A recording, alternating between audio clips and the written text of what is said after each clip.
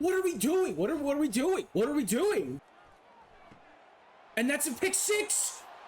I don't want to get in the way of magic, and this is magic.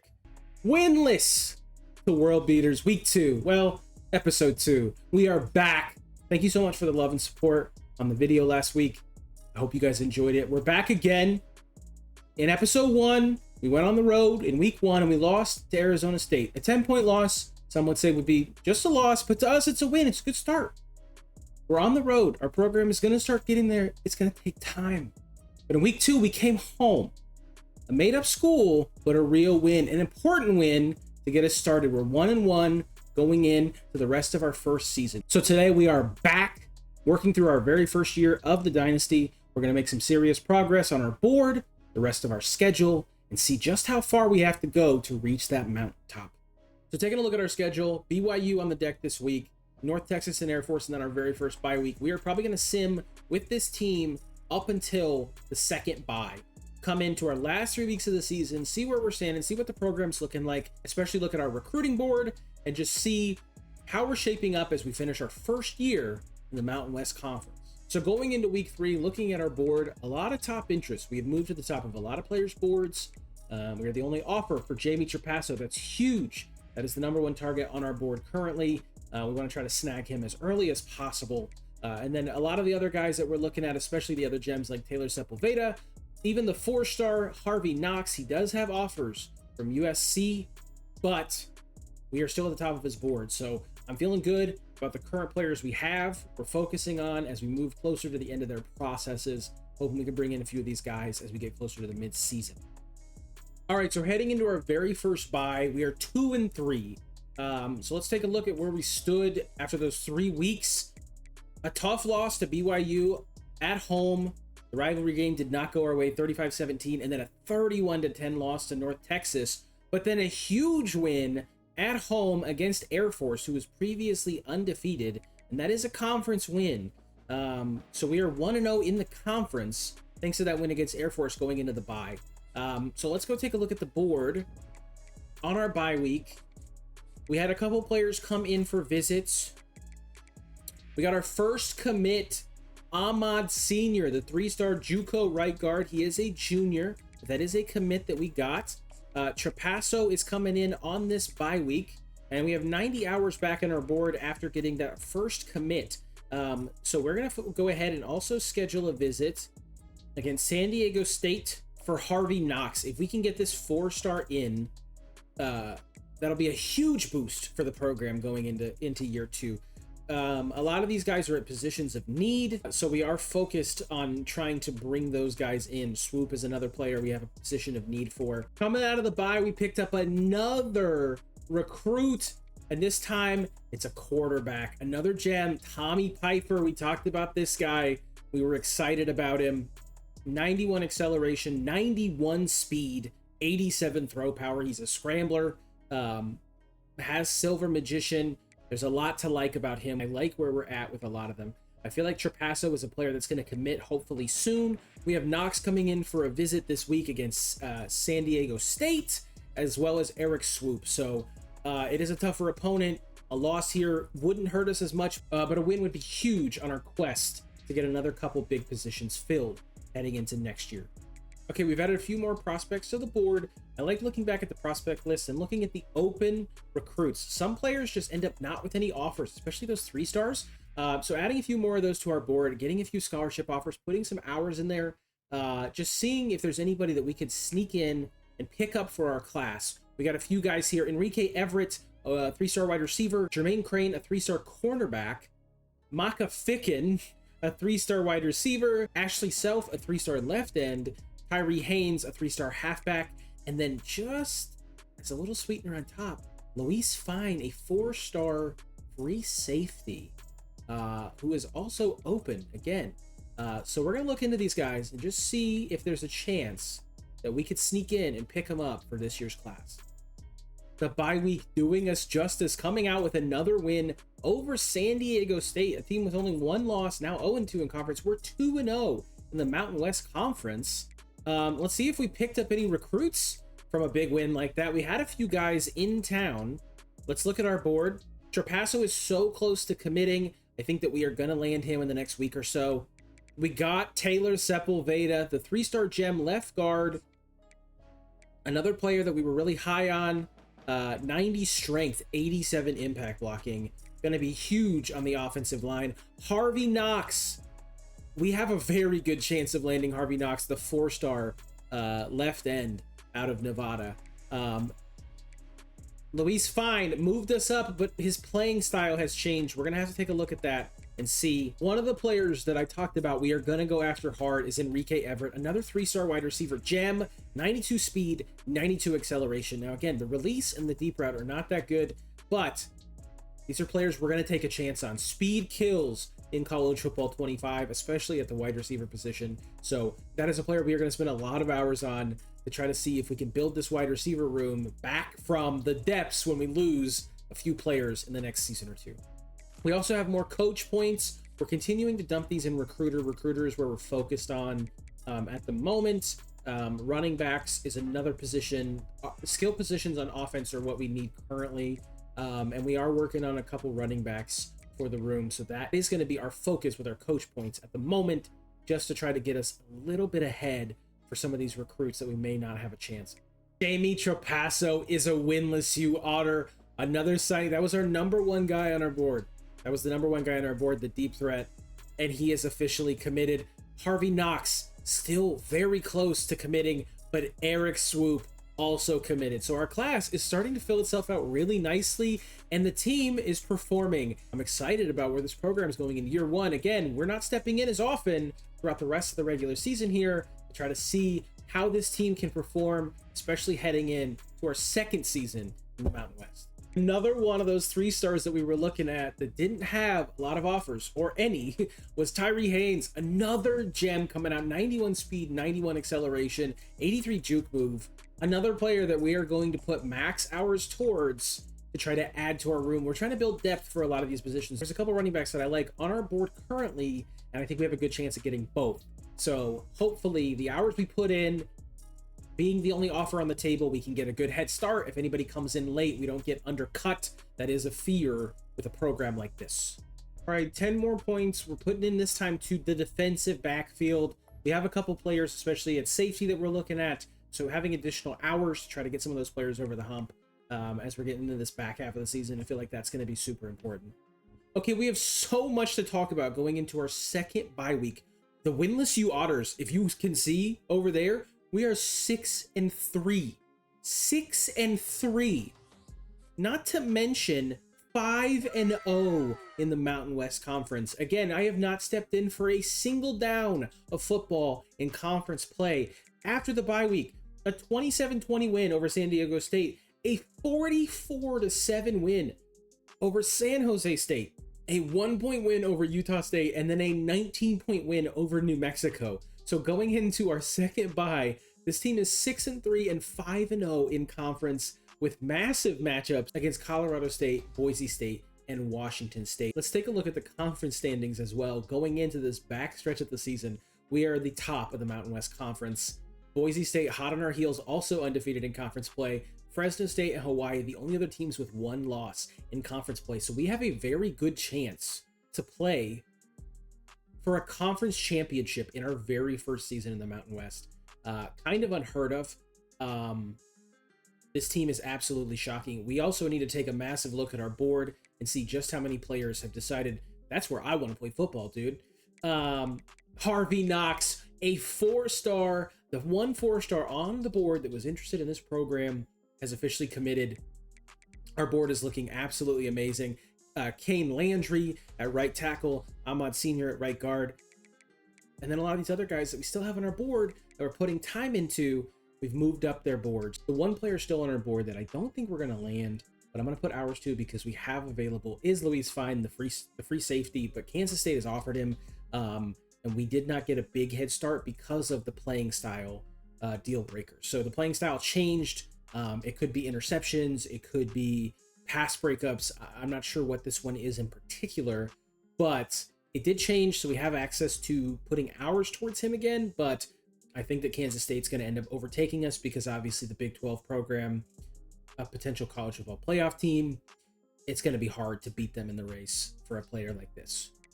Now, the funny thing is, being 6-3 and 5-0 doesn't really mean a lot for some players because their reasons for potentially leaving can be based on our school overall versus how we're performing in the moment. Playing style, the potential to lose Means and Grayson and Montrose, or your brand exposure, our top wide receiver, Rounds, Jones at cornerback, coach prestige, playing time. There's a lot of reasons why players might leave. So that's the reason we want to fill at these positions in case we do have players that we just can't bring back in year 2. Another pickup, Joe Bannon, the elusive back. Another player we were excited about. Only 88 speed, 80 acceleration, 82 carrying. But again, we just need to bring players in to this class for these rooms that are going to be a bit thinner in the next couple years. We have a little bit of leeway, but not a lot. So players like Joe Bannon, and then coming down here, looking at Tyree Haynes. Tyree Haynes is the one player we definitely want to pick up. Looks like he's close to committing as well. 2 big pickups for the running back room. And there it is, 2 more huge pickups. Enrique Everett, another wide receiver. Again, the depth at wide receiver is going to be amazing soon. And Tyree Haynes, 2 more gems, 2 more 3-star gems that we picked up late. Again, looking at the board and seeing who didn't have offers, getting a little bit of research done. Guys that are going to probably be important parts of this team. I don't want to put the cart before the horse, but I have a good feeling about Enrique Everett and Tyree Haynes. We are still in the lead for Luis Fine. He's up to his top 5 currently. The bug is still there that we cannot schedule a visit. I actually think that's because of where we're at in the season, but we cannot schedule a visit, so we're just going to have to hope that we can land him. We ended up losing out on Chauncey Coffey, and there's a couple guys that just ended up not wanting to come here. We have 250 hours, so we're going to take a look at the players left on our board, get some hours in on some players that we didn't end up or didn't get to around to earlier, and try to get some other players in this class. But I feel really good about where we're at. 2 weeks left in the regular season, and the Winless Otters are 7-3 and 6-0 in the Mountain West Conference, sitting at the top of the Mountain West Conference. A huge matchup against Boise State, Fresno State, hot on their heels, also 5-1 in conference play, 8-2 on the season. Another incredibly close game. Looking at our schedule again, 26-25 over Colorado State on the road. That's a losing program, 4-6 on the year, but that's a win that you gotta have, and they got it. I think we're gonna step into this one, and we are going to watch a bit of this game to see if the Winless Otters can come away with another big win. Boise State on the road at the Windome, so we have home field, but they do have a 5 overall advantage on us. 76 overall with 74 offense, 79 defense. They are 81, 81. And 82. All right, we're taking over in the second quarter. Boise State on offense, but the Otters are up 17-0, and this defense is flying all over the field. Late in the second quarter here, 3rd and 16, Boise State calls another timeout. Can the Otters get the ball back and put more points on the board before halftime? I'm honestly shocked. I thought this game would be a lot closer, especially in the first half of the game, but it looks like the defense is just flying all over the field, holding Boise State to absolutely nothing, forcing a 4th and 15. That Otter's staring me square in the face, just like the defense is staring this quarterback down every single time he takes a snap. 37 seconds, all 3 timeouts. Let's see what the offense can get up to here in the second quarter. Big throw over the middle, and he breaks a tackle. I thought he was gone. I'll be honest, the angle, I thought he was gone. 2 touchdowns, 155 yards. A great game manager game from your quarterback, but sometimes that's what you want. Joe Bowers is somewhat clinical, it seems, when it comes to it. A timeout here by the Otters. Once again, already moving down the field, on the cusp of field goal range. 21 seconds. No timeouts, it seems. Bowers all day in the pocket. All day. Throws an absolute dart to the 19-yard line. 14 seconds. He gets out of bounds. And the Otters are back in business. I don't think they have any timeouts, but a chance to put up more points before the half. Bowers, once again, no pressure whatsoever. And he throws a laser! This kid's unbelievable. It's going to be 24-0 Otters at the half. This game's a rout. I'll check back in later and see if this one gets any closer. But for now, this one's an absolute beating. Fourth quarter, 2 minutes left. The Otters are still up 24-7. The defense has been absolutely lights out today. 4th and 8. Can Boise State's going to get a conversion before I can even finish my sentence? I think it's Malachi Nelson at quarterback for Boise State. Drops back. And he's wide open. Absolutely wide open. I don't know where the blown coverage was. All of a sudden, it's a 10-point game. Still only 2 minutes left. Offense just needs a first down to burn those Boise State timeouts and walk away with an undefeated conference schedule? Undefeated in conference play. They're going for the onside kick. All 3 timeouts, a huge opportunity. And they fall on it. What are we doing? What are we doing? What are we doing? All right, Boise State's back in business, already almost at midfield. Nelson dropping back again. Can the defense get home? Another dot. Boise State's locking in the fourth quarter. It was all Otters in the first half, but all 24 points in the first half. So Boise State's defense has shut us out the entirety of the rest of this game. And Malachi Nelson is dotting this team up right now. That's a pick. I'm sorry. You were dotting them up.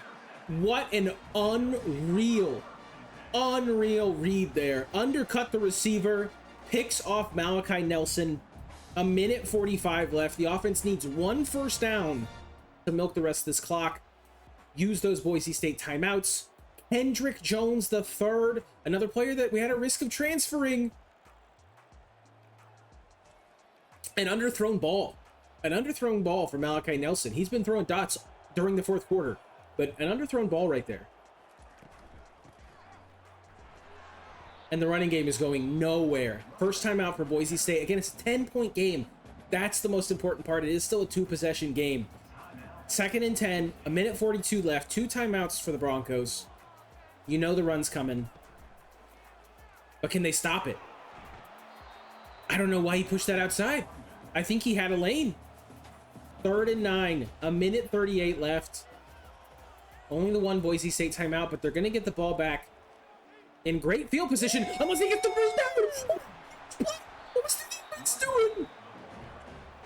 They were watching the potential receiver coming the other way. What did he say? Victory formation is out. That's an undefeated conference play schedule for the Winless Otters in their first year in the Mountain West Conference, and a massive win over Boise State, the Broncos. Ashton Jeanty, this offense put up 14 points. Joe Bowers slicing and dicing all first half, 243 yards, 3 touchdowns. What a performance. Still 1 game left in the regular season, but an unreal performance from the Otters in conference play. And look at that ball from Joe Bowers. I mean, he had all day in the pocket in that first half. Mountain West Conference Defensive Player of the Week, Tatum Winmon, the senior outside linebacker, 1 sack, 2 tackles, and a forced fumble. Huge to see the defense getting the recognition. It clearly seemed like they took over in that last game. And our last game of the season, our last game of the regular season, is against Washington State. The Cougars at 7-4. At 7-4, Washington State. Again, we're done with conference play. 7-0 in conference. We're going to be playing for the Mountain West title against Fresno State, finishing 9-2. An unreal season. We started 1-3. 1-3, and the Otters won 7 in a row. We stepped in for none of it. We watched the Boise State game, but a win over Air Force heading into the bye, and then wins over San Diego State, San Jose State, Utah State, and New Mexico before the second bye, and then back-to-back wins over Colorado State and Boise State to go to 8-3, 7-0 in conference play. If you had told me at the start of this episode that this team would come out of nowhere and shock the entire conference, I wouldn't believe you.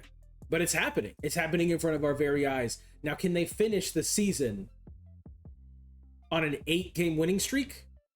Let's find out. And they've done it. 23rd in the nation. The winless Otters are playing for the Mountain West Championship against Fresno State. And they finished 9-3 in their very first season. 8 wins in a row, going from 1-3 to 9-3 and being ranked in the top 25. Honestly, a dream season. But in your first season, this is a brand new program. This is unheard of. It's like Leicester City winning the Premier League at 500 to 1 odds. It's unbelievable. Now, will we end up in the college football playoff? Absolutely not. We're too far behind for that. But 23rd in the nation with a chance to win a conference championship in our very first week. It's a Cinderella season for the Otters. If I'm a recruit, how are you looking at that and not saying that's where I want to play football? Mountain West Championship game, the winless Otters. We're going to play in a bowl game regardless today. That's unbelievable. But we're playing against Fresno State in our conference. Unbelievable season for them. 10-2, 6-1 in conference. But I want to look at our stats. Bowers, 2,900 yards, 23 touchdowns, 9 interceptions. That's a passable season at quarterback. That works for us. And then Poe, 600 yards on the ground, 7 touchdowns.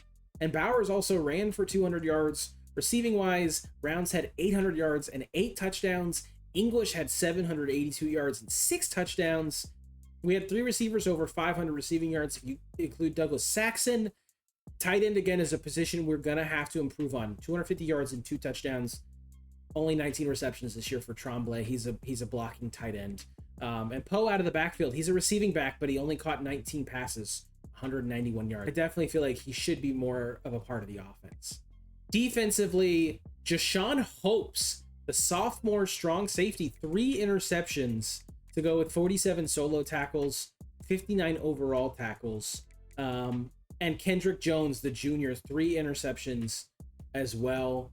That's another player that's looking to potentially transfer. And Bryant Harvey with 2. These guys are juniors and sophomores. Hopefully going to have them. Jacoby Henry's gone next year. Bryce Todman is gone next year. But Kareem Culliver is not gone next year. So here we are, 9-3 in the conference championship game. Now, what I have to weigh is, again, you have to let the hot hand stay hot. We're going to step in and watch this team perform. I don't want to get in the way of magic, and this is magic. We will be playing our first bowl game next week, but we're going to round out today with our first ever conference championship game in our first season, and it's a tough matchup. It's 2 top 25 teams. I don't even know how to react. It's incredible. All right, our first ever conference championship appearance, and it's at home. We're the home team, 23rd in the nation. The Otters are coming out first on offense, and they're going to start with a run. Cameron Poe, 4 yards. A good start is really important. Again, we got out to a flying start against Boise State. We ended up coming in to an absolute beating in the first half. And that's a pick 6. Bowers didn't make any mistakes at all. The back half of the season, he was unbelievable, and he throws a pick 6 on his first throw of the conference championship game. This is not the start you want in the conference title game in your first season. We're getting surrender Cobras in the first quarter. Don't give up on us yet, but I don't know where Bowers is going with this ball. I mean, he just jumped it. He's right there. He's stepping over the Otter. It's an ugly start. Second drive for the offense. We're going to take another peek here early. A big mistake from Bowers put Fresno State up early. This is a tough team that we're playing. Again, they're a top 25 team for a reason. I'm shocked that we're ranked higher than them. I don't know how that ends up happening. I guess the win over Boise State meant more. Maybe our conference schedule meant more. 3rd and 6. On our own 21.5-yard line. Bowers needs to keep the ball in our team's hands here.